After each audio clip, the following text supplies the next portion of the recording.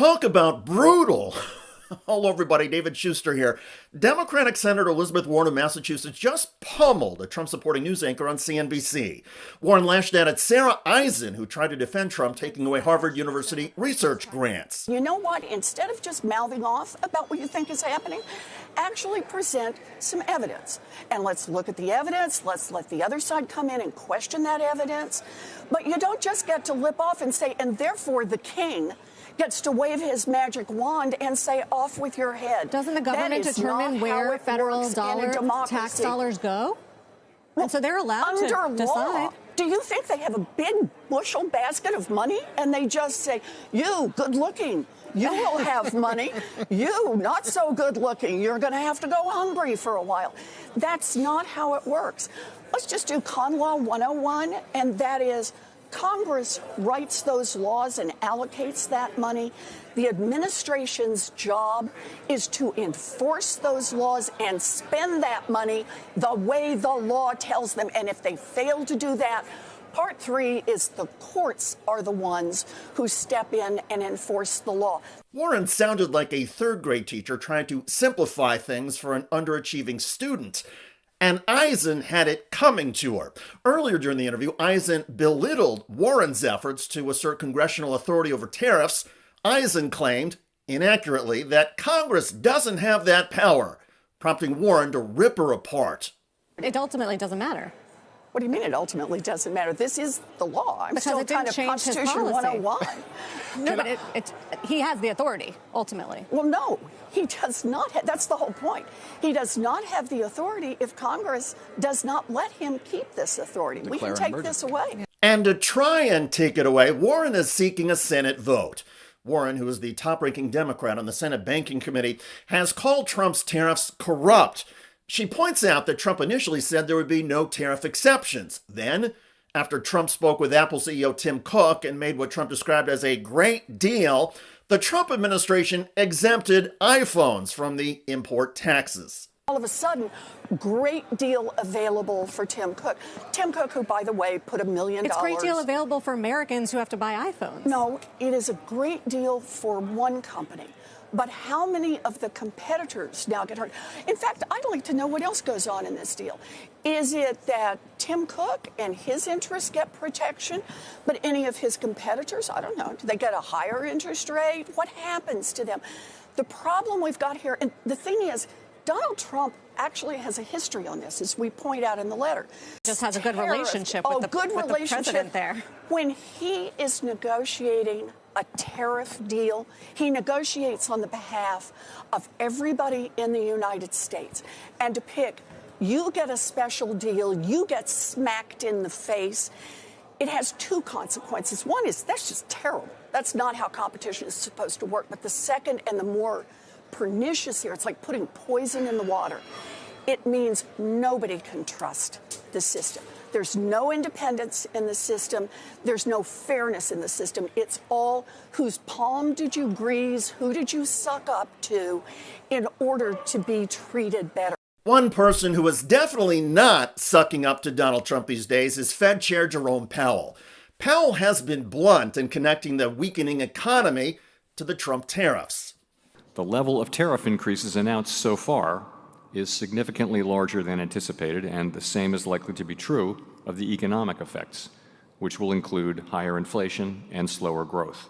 As a result, Powell has dismissed Donald Trump's request to lower interest rates. We are well positioned to wait for greater clarity before considering any adjustments to our policy stance. So Donald Trump is threatening to fire Powell. He's too late, always too late, a little slow, and I'm not happy with him. I let him know it, and if I want him out, he'll be out of there real fast, believe me. Yeah. The law prevents the president from firing or replacing the Fed chair. And Jerome Powell has said he is not going to resign even if Donald Trump demands he leave. Now, back to Elizabeth Warren. The senator herself has criticized Powell through the years. But she says disagreeing with the Fed chair is one thing, threatening his job or firing him is something else, something illegal. And Warren says that such a move would tank the already battered U.S. stock markets. If Chairman Powell can be fired by the President of the United States. It will crash the markets in the United States. The infrastructure that keeps this stock market strong, and therefore a big part of our economy strong, and therefore a big part of the world economy strong, is the idea that the big pieces move independent of the politics. But I know you are not the president, but you have also been very vocal in terms of wanting Fed Chair Powell to cut interest rates. Sure. Especially when he was raising it. And you and I have talked about, like, maybe you shouldn't inject your politics into the Fed. That's essentially all he's doing here. Oh, that's the question. When he talks about terminating Powell, come on. No, he said his termination cannot come soon enough. His term ends next year. You think he was saying term in? Look, I hope he was saying term in. I think what he's doing is testing the waters. Does he think he can get away with firing Powell, and all of you won't raise any hell about that? He's checking that out, and I'm just saying, for the strength of our country, I hope all of you are pushing back at this. Sara Eisen continued to push back at Senator Warren. Eisen is reportedly viewed by the Trump White House as one of their most reliable advocates on CNBC, and she often seems to match the ignorance the Trump team has about the Constitution and the checks and balances of our government. Now, to be clear, I do think that all guests on CNBC and elsewhere should face skeptical and adversarial questions. Tough questions should punctuate every interview, whether the guest is a Republican, Democrat, or whatever.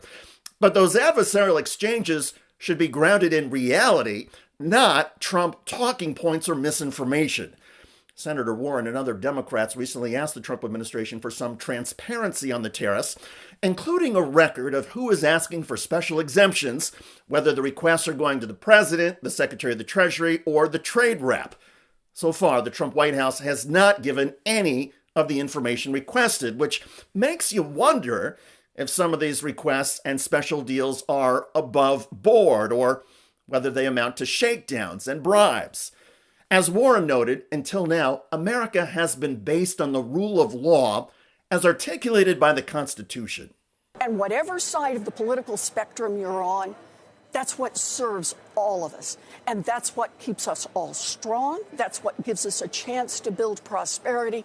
You take that away, and it may work great for a handful of billionaires, but for everybody else in this country, for every kid who needs that public school, for every senior who needs that Social Security check, for every veteran who counts on the promise that was made to him or her, you take that away, and our country is not just a little bit poorer. Our country fundamentally breaks apart.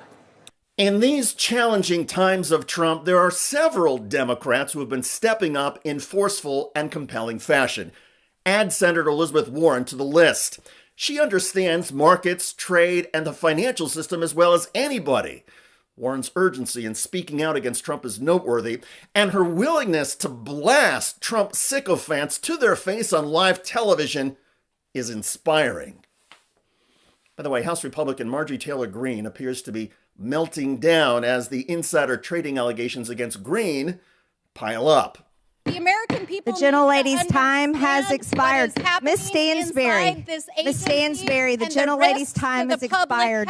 No, you're lying to the American people. Earlier, from her usual seat, Greene melted down and interrupted Democrat Robert Garcia while he was criticizing Robert Kennedy Jr. He caused a measles outbreak in another country that caused the death. Absolutely. That caused. No, he did not. He absolutely did. That's a lie. RFK did not cause a measles outbreak. Miss Greene, you sound ignorant. You are an that's anti-vax. Ignorant, you are and that's an a lie. Anti-vax conspiracy no, I'm theorist for yourself. choice. I'm You're for the parents number one and people choosing. Given what the government's been doing and this administration's been doing, it would not shock me, and I hate to speculate, if we were to find out that a whole bunch of people who work in Washington as our elected leaders, one way or the other, ultimately sold stocks last week. Or potentially worse than that, shorted the market. The headlines include Marjorie Taylor Greene's suspicious stock trade soars 29% despite tariffs, and Rep. Marjorie Taylor Greene's 17 stock buys in the market crash turned to profits after Trump's tariff pause. I've heard murmurings on the floor that there may have been people that knew that this was coming, and I'm very interested in seeing some of the stock disclosures that come out. Check out that video at the link below. It generated a lot of comments on YouTube. One of the most popular is from Gigi, who wrote, "Lock her up. I'm in Georgia, and we need a normal person to represent us, not this conspiracy theorist, grifter, and fraud." I hear you. I look forward to reading your comments about Senator Elizabeth Warren shredding a Trump MAGA cheerleader on CNBC. I'm David Schuster. Thanks for joining us.